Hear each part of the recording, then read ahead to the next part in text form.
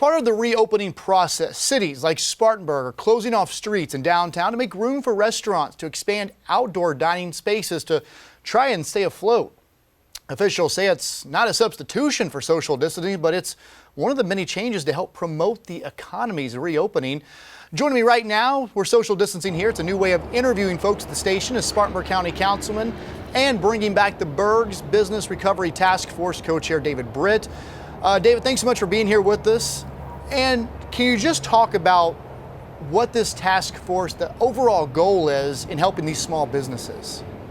Well, I tell you, Cody, we appreciate you having me on, and it's exciting that we've got Bringing Back the Burg going on in Spartanburg. We've formed a task force, and my other co-chairman is Kay Woodward. We've got about 30 individuals from small businesses, large businesses, all working together to take what we've done in industry and manufacturing over the last 9 weeks and share that with our partners in Spartanburg, the small businesses, everything from the restaurants to the barbershops, the styling salons, the insurance companies, you name it. If you're a small business, we want to help these companies and these businesses get back on their feet and do something that we've all been focused on. And it's not just about making money, it's about this partnership. You know, if you're a restaurant, you're at Ike's Diner or the Skillet, that partnership that these businesses have with their customers is not a customer provider relationship. It really is a partnership. So we're all about helping these small businesses get back on their feet, giving that hope and opportunity to the citizens of Spartanburg that things are somewhat normalizing in the new normal. And that's what it's all about. And David, it seems like you guys kind of took the lead, at least by the cities in the upstate, when you guys moved some of that outdoor dining to the streets there, closed off portions of West Main Street, Morgan Square. And it really seemed people were looking for that to kind of, as we kind of say, get back to as normal as you can at this time. And what are you hearing from local businesses there? Are they still struggling? I mean, what's kind of the economy like right now across Spartanburg?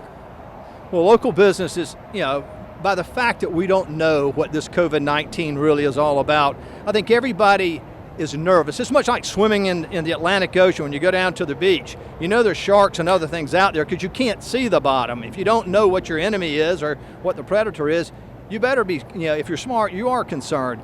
And what we all want to do, we want to get back into business safely.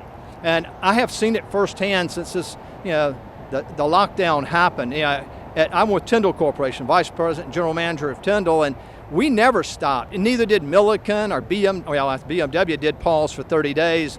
But other companies in Spartanburg, Alcoa, Fujikara, right down the street, we all continued to operate, but we had to build that trust with our associates on how we're going to make it safe for them. So not only are the small businesses nervous, we've been through that. And that's why I say we want to benchmark what we've done together, whether it's Jody Gallagher or the folks over at Milliken or our hospital system. Those folks didn't have a chance to back off. So Jody Gallagher, Bruce Holstein, and others are on our task force.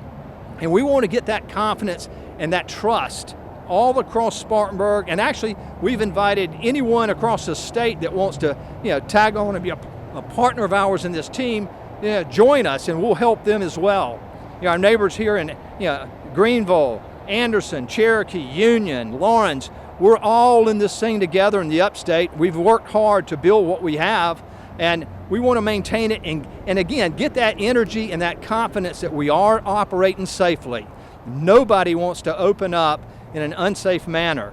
And this task force, we're all about doing what's necessary to build that trust up, but most importantly, protect each other. And David, I know come Monday, next week's going to be a big week for a lot of businesses. Those close contact businesses will be allowed to open back up. But in reality, what are you guys seeing as the biggest hurdle right now when it comes to bringing back employees, just trying to, get back to where we were several weeks ago if we ever could? What's the biggest hurdle right now for you guys? A mixed message. Mixed message coming out of Washington.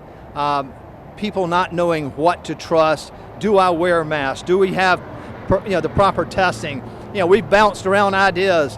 Should we do the antibodies test for everybody going into a company? Then we hear, in the next breath, these tests aren't reliable, the antibodies test. How do I get a small business? Again, like I say, in industry and manufacturing, we've been trying to figure out the process of getting the PPEs. the masks, the disinfectants that we've had with our hands, thermometers. A lot of people say, well, just have the restaurants or the businesses take everybody's temperature. Well, the fact is, a lot of us just got our thermometers 2 weeks ago, and we've been trying for 8 weeks to get these things. So I think the biggest concern is the unknown.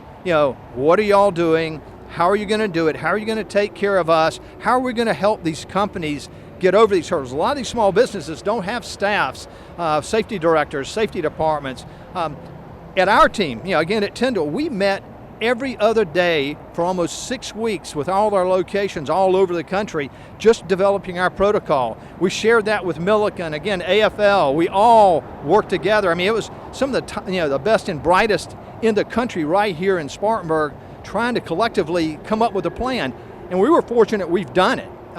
So now that nervousness is not only from the citizens and the customers wanting to go into these businesses and shop and eat and get the haircut. And I'm a great example. You look at my hair. I haven't had a haircut since March 11th. Kent Marlowe is excited to have me coming in, and it's going to take him a couple hours to cut this hair. Oh, yeah, I hear you. Yeah. Go ahead, Cody. No, I hear you. And we're almost out of time. I just want to get one response from you because it's pretty much the biggest story we're talking about today as far as coming out of California. Congressman Timmons, of course, sent a letter to Tesla CEO Elon Musk, letting him know South Carolina would welcome his company here as manufacturing facility. And just what is your reaction to what's happening there and with Timmons' letter to Elon? We're way ahead of that. We've already made contact, and we've offered the opportunity for them to come here to Spartanburg and the upstate in South Carolina, because we know firsthand about how you recruit a company and then you live up to what you say you're going to do in automotive manufacturing. And BMW, the Golden Goose, again, that's right down the street, they're the best in the world. So the Tesla folks, and Elon, all they have to do is look at our experience. There's no better track record than right here in Spartanburg in the upstate. We know how not only to make a promise, but deliver on a promise. And we build the finest automobile in the world, and we'd be happy for the Tesla guys to come take a look at us. All right, well, we'll see what happens. I know a lot of pressure being put on California. Thanks so much, David, and we'll, of course, check back with you on this task force and how Spartanburg is moving along in the coming weeks. Thanks again for stopping by. Appreciate it. And you can learn much more about bringing back the Burg inside our Fox Carolina News app. And we'll also have this interview on our YouTube channel as well. And of course, we'll check in with David too as the task force continues to try to help those businesses across